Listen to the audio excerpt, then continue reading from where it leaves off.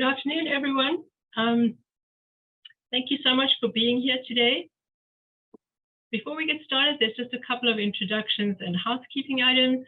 I'm Linda Jacobson. I'm president of CASCMA, and I'll be moderating the webinar today. The Canadian Animal Shelter and Community Medicine Association, CASCMA, used to be the Ontario Shelter Medicine Association. In late 2022, we expanded to become a national organization and to include community medicine, which is increasingly a focus for animal shelters. We aim to provide a collaborative networking space for our members, promote best practices, and provide CE opportunities for Canada. Our voting members are veterinarians and RVTs, and we've expanded our associate memberships to include anyone who's interested in shelter and community medicine. You can become a member or donate to us through the website, cascma.org. Please will you type your questions in the Q&A, and we'll get to as many as we can at the end of the presentation. Also, please note that this webinar is being recorded. So we're delighted to be able to welcome today Dr. Cindy Karsten from UC Davis Correct Shelter Medicine Program. Throughout her KSMP career, Dr. Karsten has helped to identify and implement best practice protocols and capacity for care models at shelters across Canada and the United States. Initially, this was done primarily through on-site shelter consultations. Dr. Karsten's recent work has focused on leading shelter medicine boot camps, concentrated 6-week courses for shelter leaders. The boot camps combine online learning with twice-weekly Zoom meetings at which participants can ask questions of experts and share their own experiences with peers who are making changes at other shelters. Dr. Karsten became board certified in shelter medicine practice in November 2017. Her main areas of interest include teaching and mentoring undergraduate and veterinary students, working with shelter leaders on change management, and providing accessible, affordable veterinary care to those who seek it. She also continues to work to understand her role and that of animal shelters in increasing awareness of social justice issues and implementing policies to bring about equity. A role important to her is serving as a board member of the nonprofit Mercer Veterinary Clinic for Pets of the Homeless and Compassion Without Borders. Thank you so much for agreeing to speak on this very important subject, Dr. Karsten.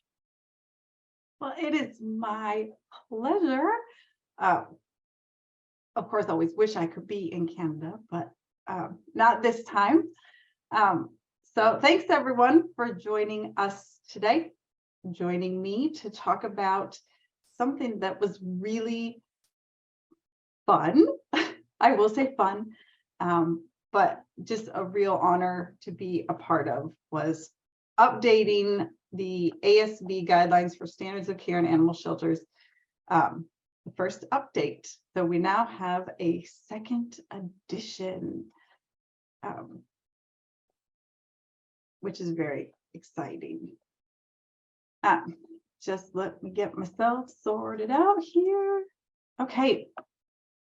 So I just want to share a bit today about how we went about updating the guidelines, what the process was, and a little bit about the history of it, how we decided to frame this edition, and then just a few highlights of what turned out because of a lot of things, which we'll discuss, how this second edition turned out to be a little bit different than the first, but still the underlying principles of it and its overarching goal remain the same. And then just a little bit about how we hope these guidelines can be used and help each and every one of you in your work every single day. So hopefully, all of you who are veterinarians and registered vet technicians, or whatever the wonderful title is that you have for those folks in Canada, are members of the Association of Shelter Veterinarians. It is only $80, that's US, annually,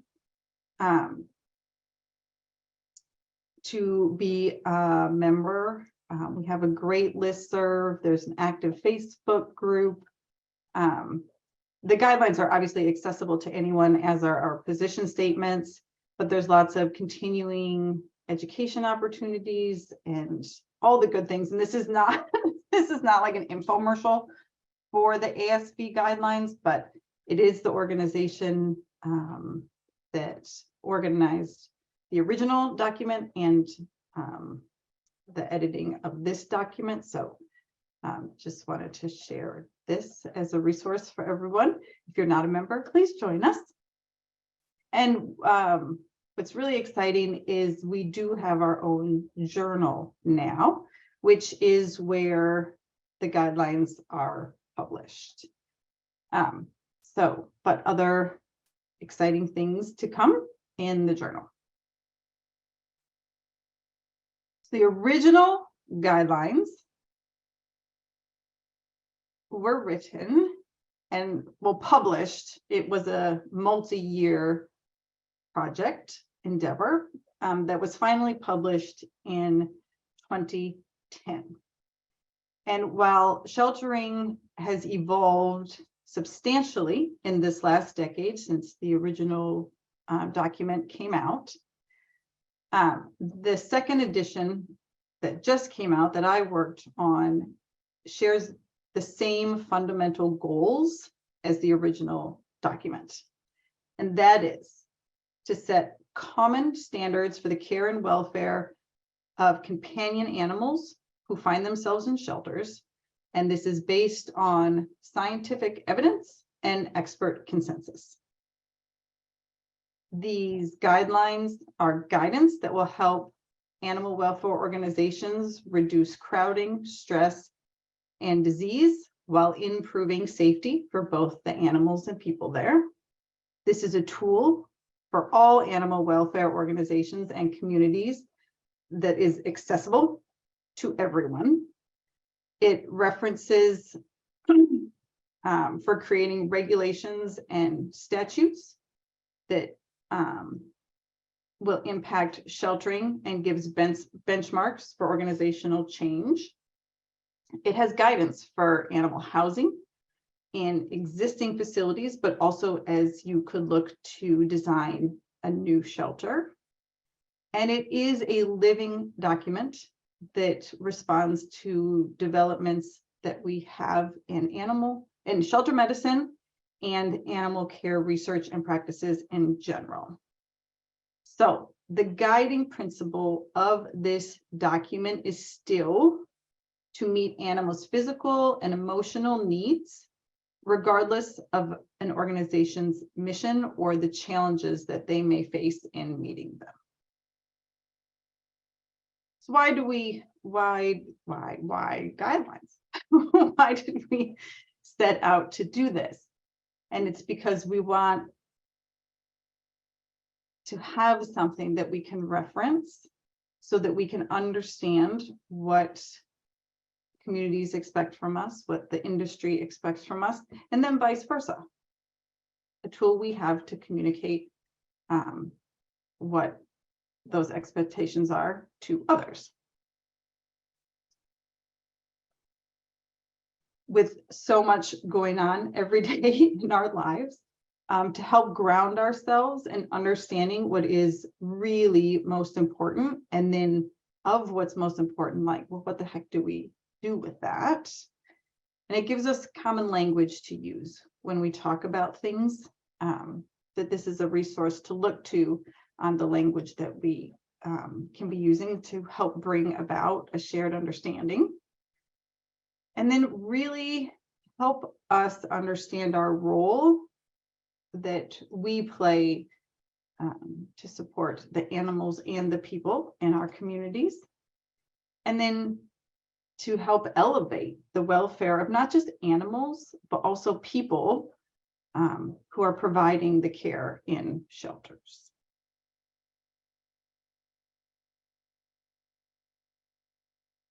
So this picture kind of freaks me out because it's like a time machine. It's like a time warp. This picture, I don't know, maybe the rest of you have had this experience, but pictures from the before times. This picture was taken in January, the end of January, 2020. Who remembers that time? It's a little bit going on. This was one of the last trips I took before seemingly the world changed forever. So it's very strange. Like we were all in the same room together, potentially spreading things to each other. You notice there are no masks. That wasn't even on, like, it wasn't even in the discussion, right? So it's a very interesting photograph to look at. But we did, the task force was created in 2019. So we were asked to join. All of the original authors were asked to be on the revision task force. 5 original authors chose to be involved, and then they picked 14 new authors. I am one of the new members. And they tried to get a variety of expertise, different geographic locations, roles, different types of shelters.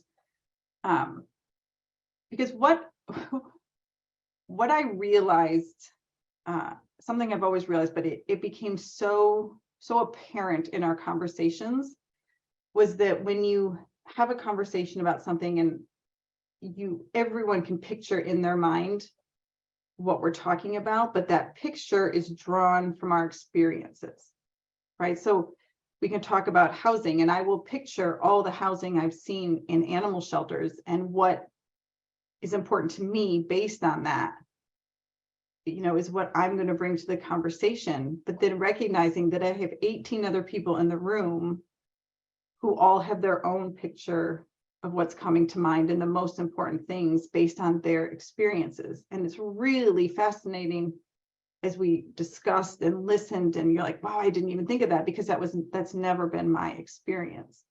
So it was a real phenomenal, if I can use that word, exercise in active listening, and really, trying to live and understand someone else's experience and how we can, write something that addresses all of those. And it is one of the reasons that it took as long as it did, not to mention the pandemic, because after this in-person meeting, we didn't have another one until, it must have been late summer of 2022. Everything else was done virtually, which was its own challenge, to truly have deep discussions and not feel like you're interrupting everyone. So, but we did it. We got it out in 2022, which was the goal, because it happened in December before the calendar turned to 2023. So it did get shared with all of the original authors, with ASV Board of Directors and a few stakeholders, not necessarily to get approval, but to share and to allow to bring up any, like, did we just really miss something? Is there something that in here that would cause you to not support it? And there were a few things, and we got some really, really helpful feedback, and then made final revisions that allowed us to get this out at the end of 2022. So it was, I'm so grateful to have been part of the process. There are definitely parts of my life that I was like, wow, I will never get that back, but it was a phenomenal investment of time, and really proud of what the final product was. These are all those lovely, lovely individuals who were in the photo.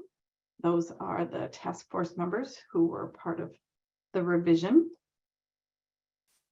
And again, just to keep in mind that these were our guideposts as we wrote them, as what the goals for this document are. And it is really a go-to. So when we have questions and we're not sure which direction to even go, or where, like if we're falling off too far, that this is a document that we want everyone to think of as their go-to, to at least get started, to figure out what direction it is we want to be going. And again, at its core, what this document is for is that we ensure we're meeting the physical and emotional needs of every animal that comes into our care systems, and regardless of what our mission is or what the challenges are that we have in meeting them. So a couple things that are new in this edition, the second edition compared to the first, is that the first one was very grounded in the 5 freedoms. This one, we decided to switch it over to the 5 domains, because that's in recognition of a need to not just avoid negative welfare states, but actually promote positive experiences. And so we'll go over that a little bit, because you're like, tomato, tomato. Not exactly. That shelters very much have a role in keeping pets out of shelters, and that there are things we can do, active things we can do to help with this versus just not doing some things to avoid this. And so really emphasizing that more than it was in the past. The behavior section of the guidelines probably had one of the biggest revisions to it, mostly because of all the research and experience that's taken place around assessments and how they're not really predictive at all. And so instead, what can be done and what we can expect from doing that, right? So lots of new language, lots of new references for the behavior section that we hope is really helpful to keep animals moving through our shelter. And then a bigger focus on people. This was really important to all of us. Both people who come to shelters to seek our assistance, but also all of you, all of us, the people within the shelters. And there are 2 new sections that were added. These sections did not exist at all. It's one on forensics and disaster response. So we tried to not make the document a lot larger by adding these 2 new sections, but there is maybe a few extra pages over the last edition. So as a reminder, the 5 freedoms. This was our guidepost for the first set of guidelines, that for every animal that comes into the shelter, they will be afforded these 5 freedoms. And these were grounded in actually agricultural food animal production. That is where these came from. And they're great at identifying and reducing negative welfare states, right? Avoiding that. But what it doesn't really go the next step, because the absence of negative welfare doesn't necessarily always equate to a good quality of life. So just a quick example here. Our friend Taco. Okay, Taco has found himself in a shelter, this shelter. Now, he is given food and he is given water twice daily, always fresh water. So he's not necessarily hungry or thirsty. Those are being met. He has seemingly a comfortable place to rest, up off the floor. Let's just assume he's had a medical exam, so he's not in pain. He's not obviously injured or sick at this particular moment. Fear or distress isn't currently giving us some real overt signs of that. He's a very alert dog, but seeming to be coping. And he can walk around, he can sleep, he can jump, he can bark. So he can express a fair amount of normal behaviors. However, if we were to ask Taco, what would you prefer to be doing?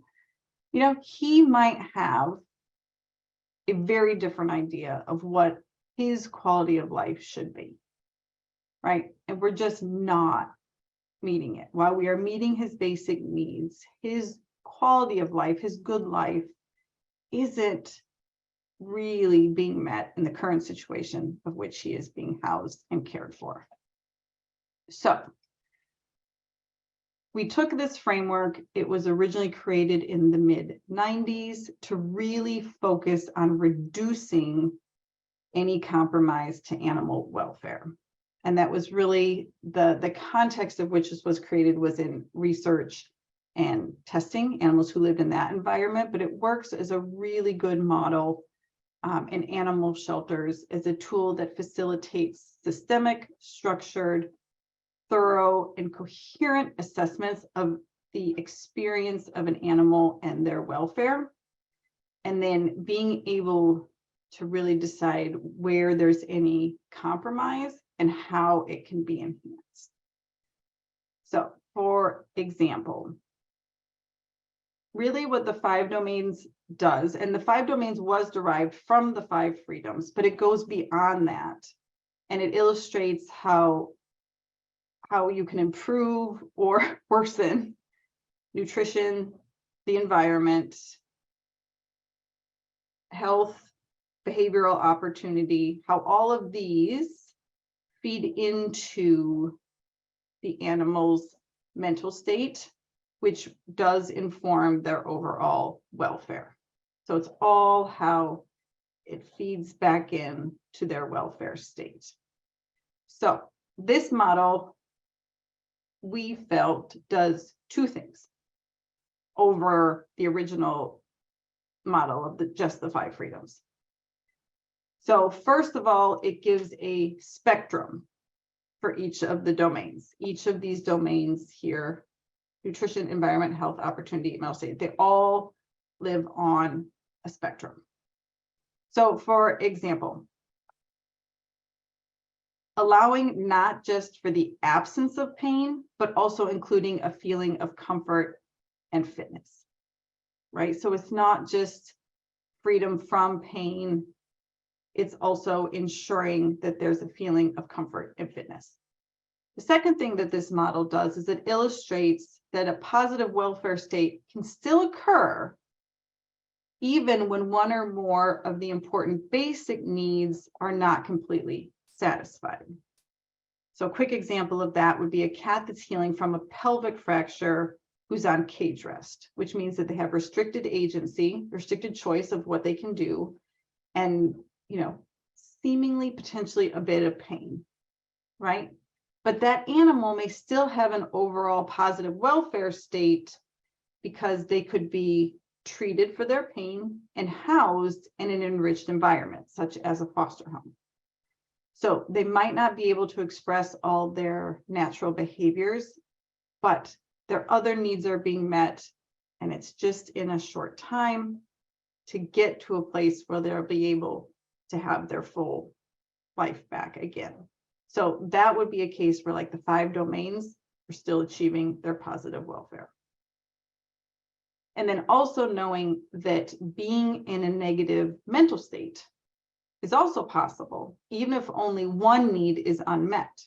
So for example, you could have a really well-fed dog who always has access to water. So like, think about Taco, right? He was physically healthy, but if we can confine animals long-term, and for purposes of this document, long-term is considered anything more than 2 weeks, we really restrict their agency, right? Like living in a kennel, there's only so much choice we can give, and this can have profound mental distress and an overall negative welfare on animals. So we really, really wanted this document to focus on allowing shelters to be able to achieve positive welfare for the animals without having to constrain animal or human safety or infectious disease control.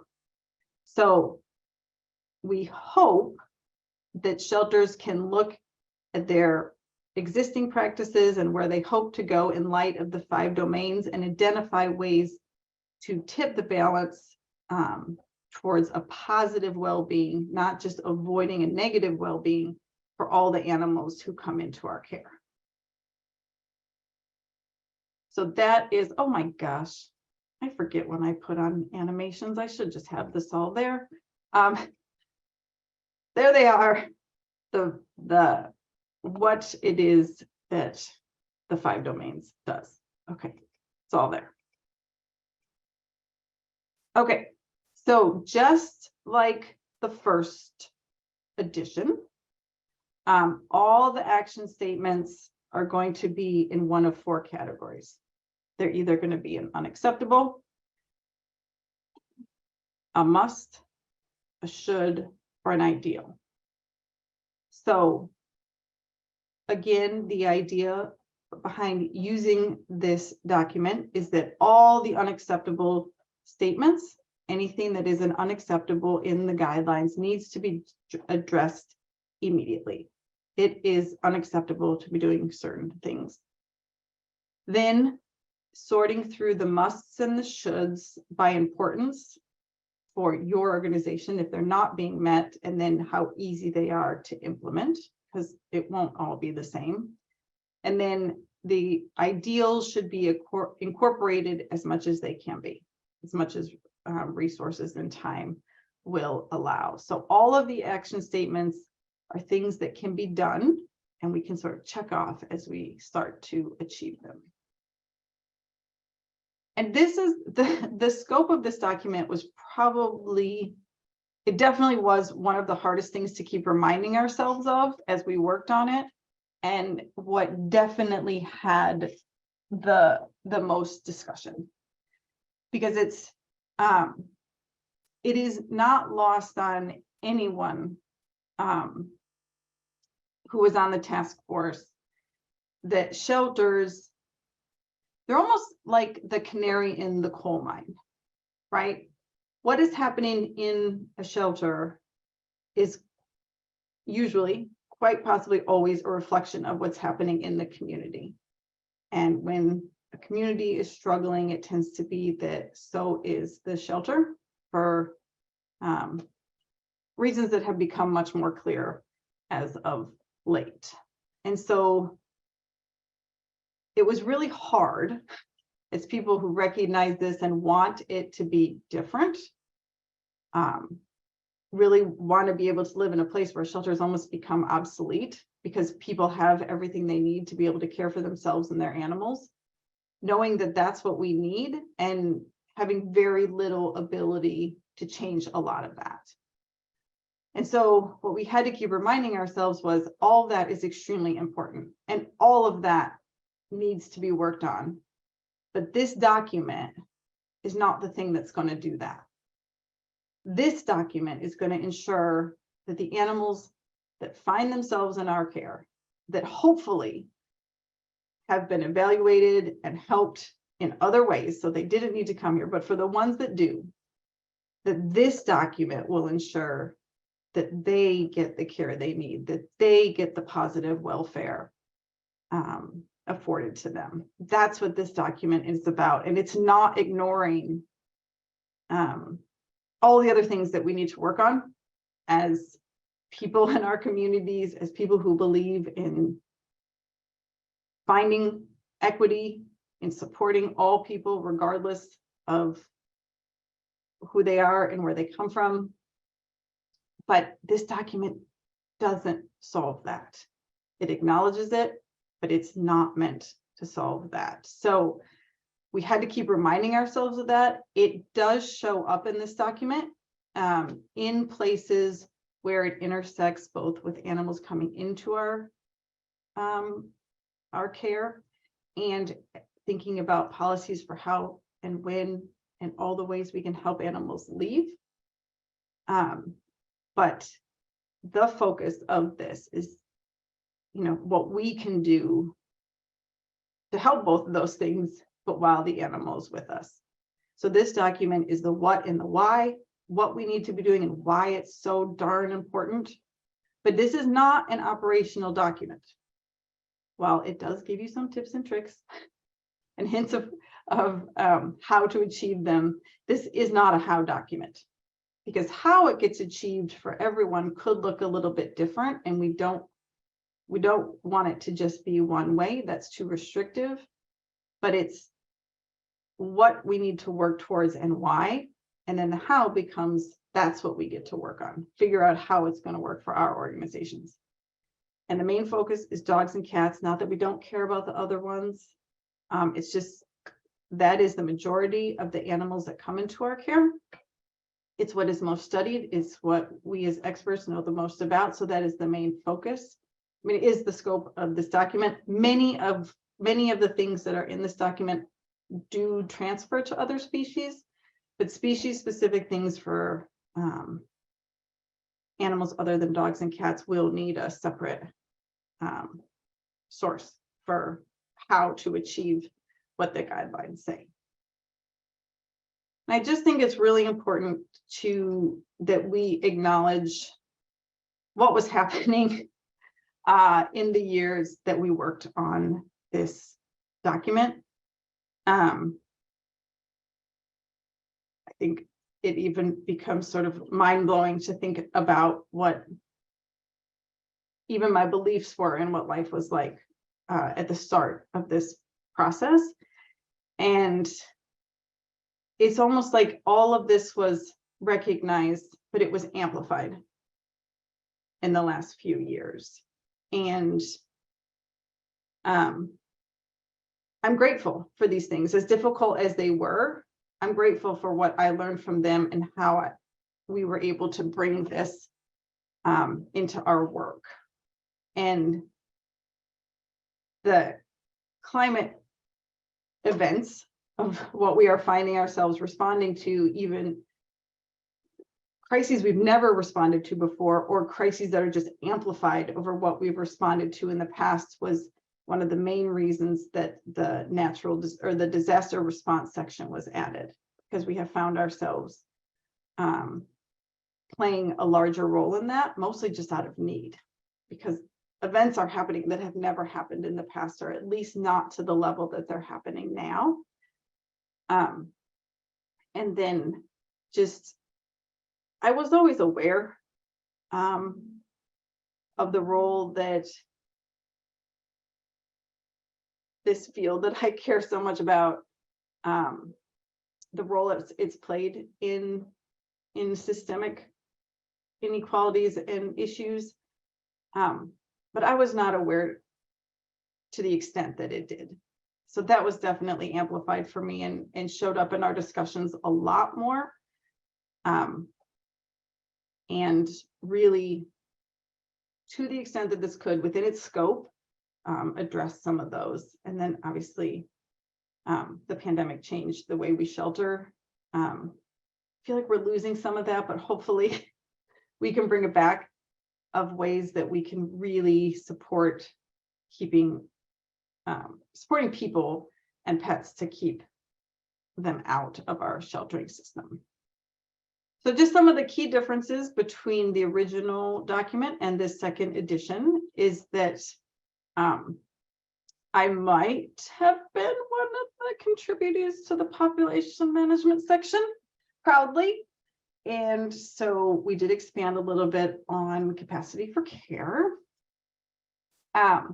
We have some great diagrams. It's original work done by Dr. Danae Wagner, who's also on the KSMP team.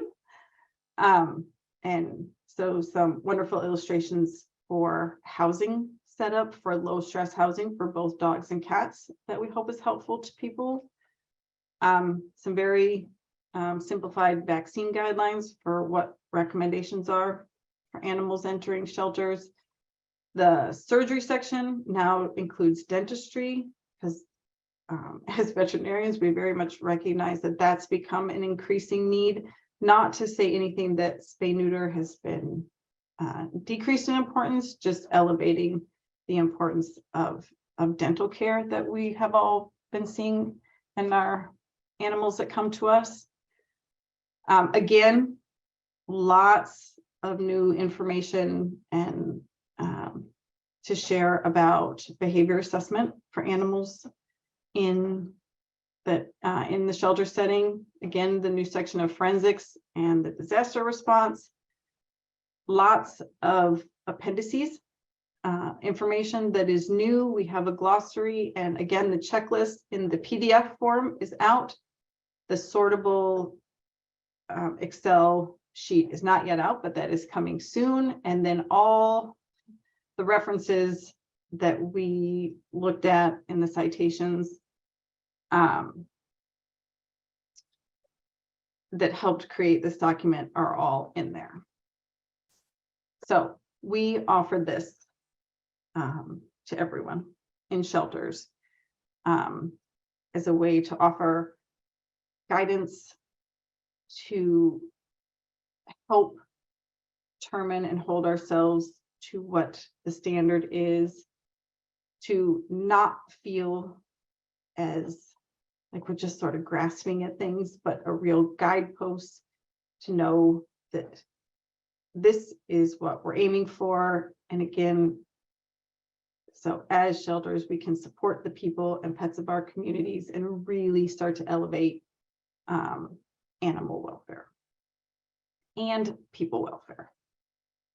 So again, it can seem overwhelming to use this document. I mean, she's a good read, but she's, not teeny tiny. Lot of great information in here. So when thinking about, well, where do I even start with this? It can be overwhelming. How do we set the priorities to improve our operations and our facilities? Well, start with the unacceptables. We want to help make sure that the unacceptable practices aren't happening in any shelters. So take a look at those, see what they are, and address those immediately. Look at the musts and the shoulds for how important they are. And a lot of these you're probably doing already. You can already check them off, which feels great. The ones that aren't checked off, that's what we need to sort through and decide in terms of importance and ease. How can we start to address those and then work in the ideals as much as we can. Again, there is a checklist. This one exists, the PDF. So for what the checklist does is it lays out all the actionable items in the different sections. And if it's a must, a should, or an unacceptable is all been highlighted. And so right now, just the PDF one exists at this link, but there is going to be a spreadsheet coming very soon that's sortable. So then if you've already checked them off, you don't have to worry about them. Great, sort those out and then start to sort. And you can, what's nice with the spreadsheet is you can decide how important they are and how easy they are to do. And then you can sort by that way. So you can either, look at the most important first or the most important that's the easiest to implement, that sort of thing. So it's a really nice tool to be able to start checking things off. Lots of supplementary resources. This helps with starting to get to the how, right? So we have sample protocols and decision trees that help take us from the what and the why into the how. But that's all just samples and examples to help with the implementation, and then some case examples. Lots of other resources out there, textbooks. The first three are already in their second edition. Great, we're trying to keep all this information up to date. So other places to look at as you move from the guidelines and what they say to how to get it implemented. Okay, so with that, I have talked enough. I do have information on highlights from each of the sections, but that can get a little dry if I just go over it. But all of these, I'm happy to make all of these slides available. I will send them to Linda so they can be available, and you can read through what the highlights are from each section. So the biggest changes and just what we found were really important from each section. But I would love to see if you guys have questions and get those answered before before our time is up here together.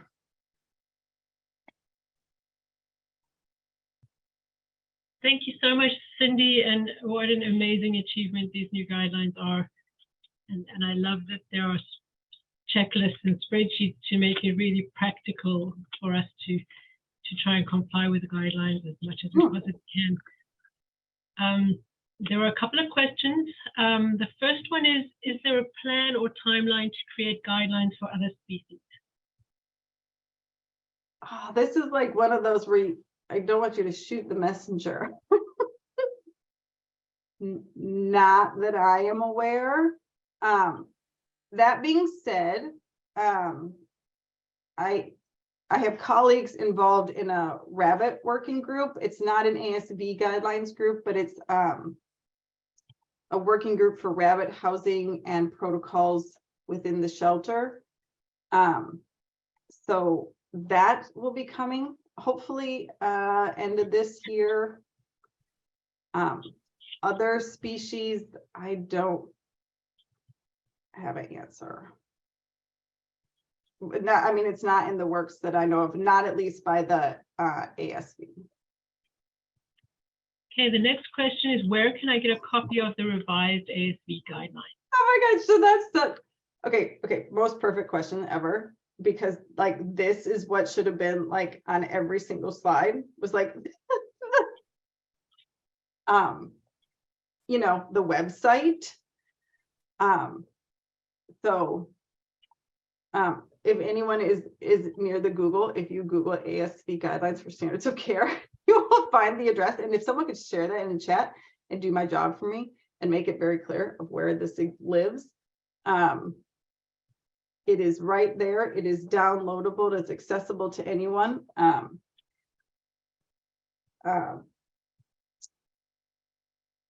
Yeah, as a PDF, and you can have it. And then the checklist is also there. I did include that address.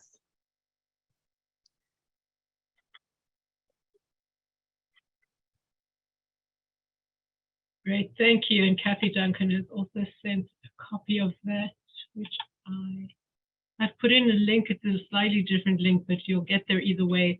If you go to the ASV website, which is sheltervet.org, or else go to the Journal of Shelter Medicine and Community Animal Health.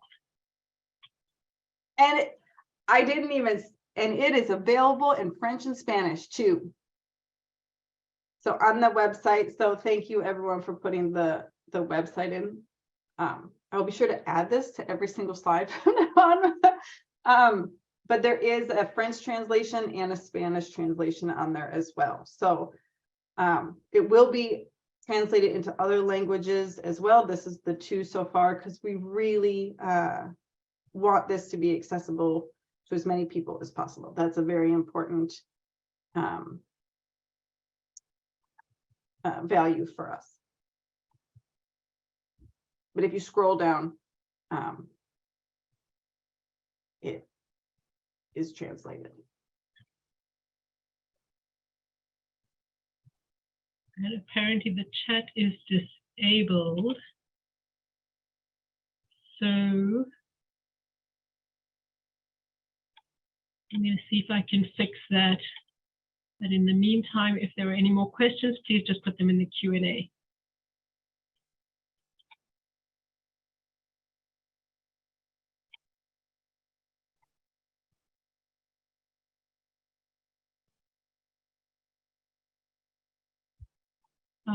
All right, there's a question here.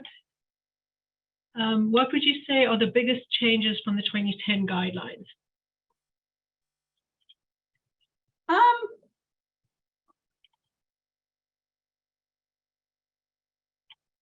From the behavior section, for sure.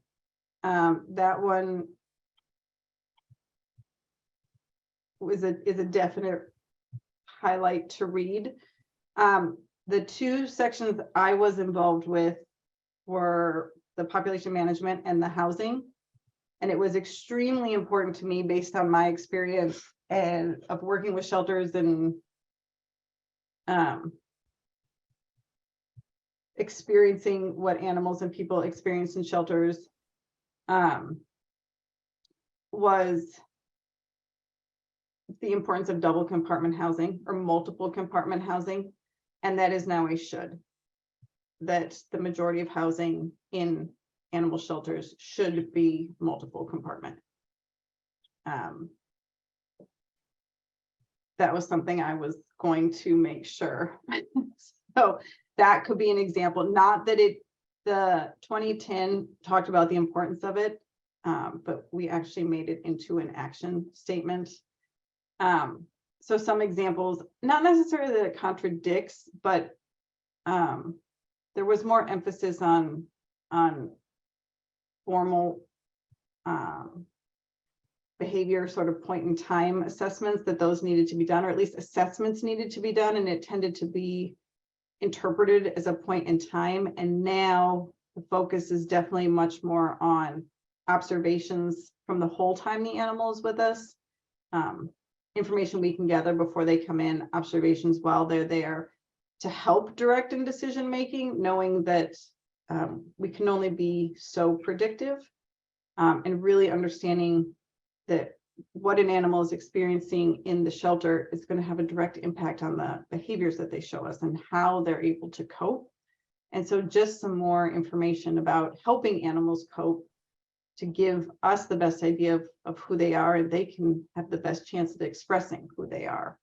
So that's not necessarily that they're contradictions, but just expanding on and being like, maybe this way is more appropriate. And then, well, another example from the I didn't actually want to put in the 15 minutes per animal per day for care. While we do mention that, we definitely expand on it, that there's a lot more to it when looking at our capacity for care, and just the importance of looking beyond that and all that we need to do for animals. And so that's just very much a baseline, and sort of going into more of how to determine our capacity for care for that. So I hope that starts to answer sort of some of the changes from the previous document. So nothing huge.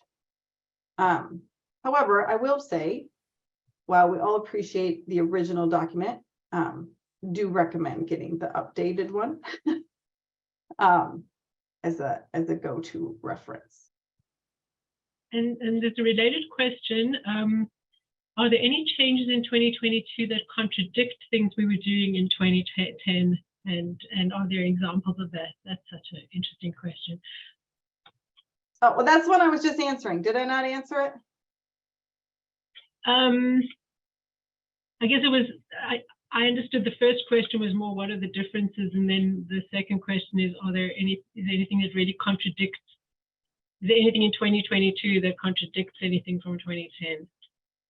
Yeah, so that's what I was trying to think of, like contradicts, not really overtly, again, like it talked about the triangulated space. We left that out for cats, right? That you need so much distance between each one. While we put in guidelines for space, and that multiple compartment housing now is a should. So not that it contradicts it, but it goes beyond, because that was really important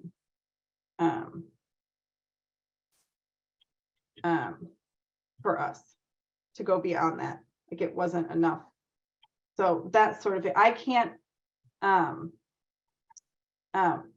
again, I will send out these, like the highlights of the sections, and a lot of these, what the highlights are would be changes that happened from the first edition, to help answer that question. I hope that. Thank you. Yeah. All right, next question. How has assessment changed in terms of what animals should come into shelters? Oh boy, that's a whole discussion that's a whole webinar on its own. okay.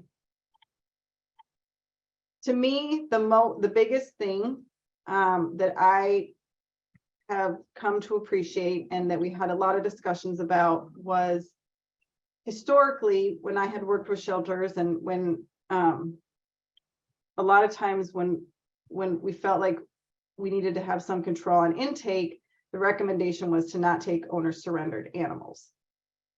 I no longer feel that way.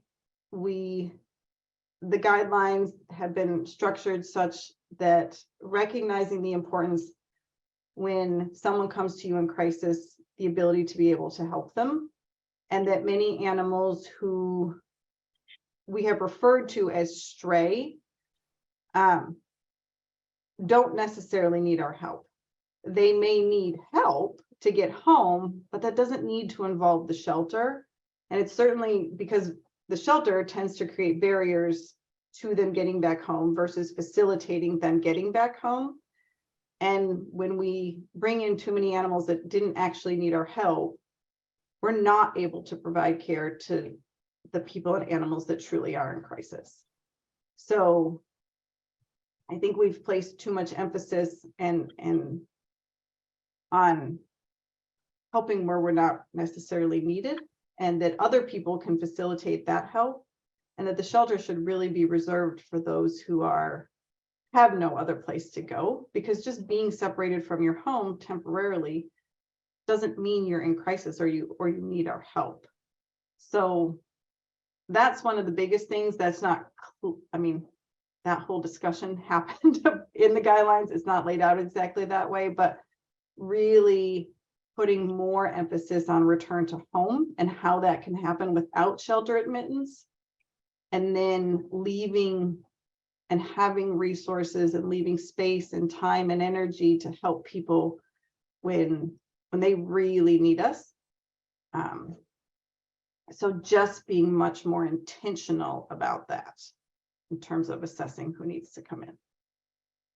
Thank you. Will there be any planned outreach to non-medical shelter leadership with these guidelines? Many times, conflict in shelters stems from a lack of understanding or knowledge between admin and vet staff.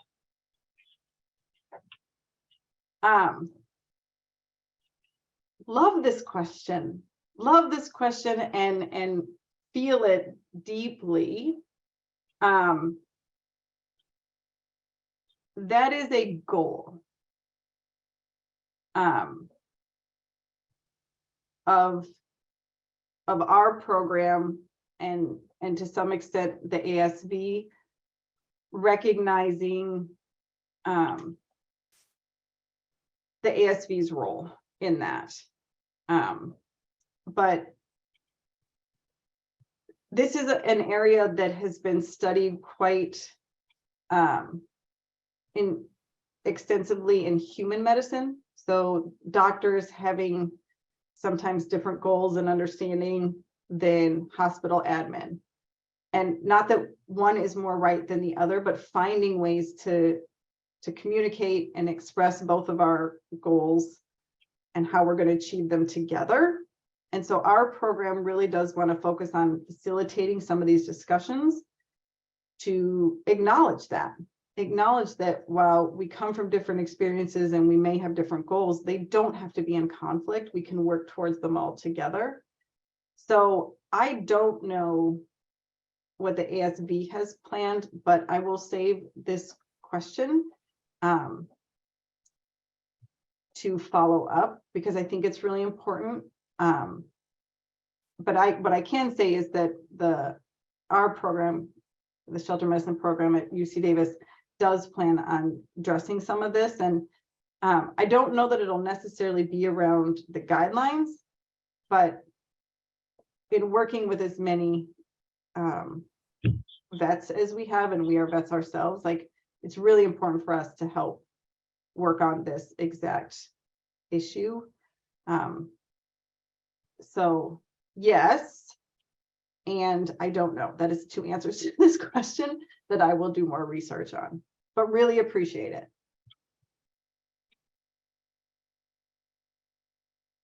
Okay, I'm not seeing more questions in the chat. anybody has any, we have a couple of minutes still. And Cindy, I'm not sure if there was anything else you wanted to add then in the last few minutes.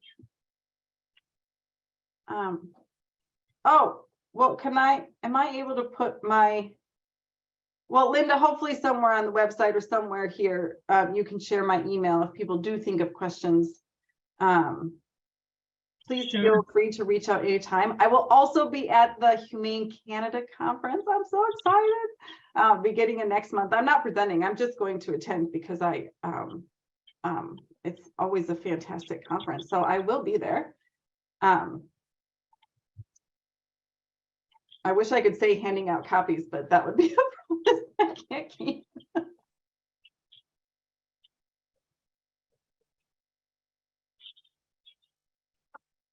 Kathy Duncan is looking forward to seeing you. Yay!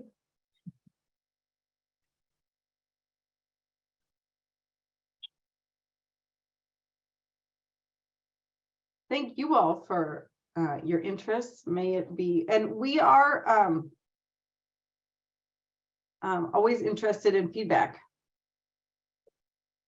No, that's a great question. All I keep hearing is very soon. Sorry, about the Excel tool to help with the checklist. Very soon is what I hear. When that is exactly, I am not, thankfully that was not my task. So I don't know the exact timeline, but it is coming.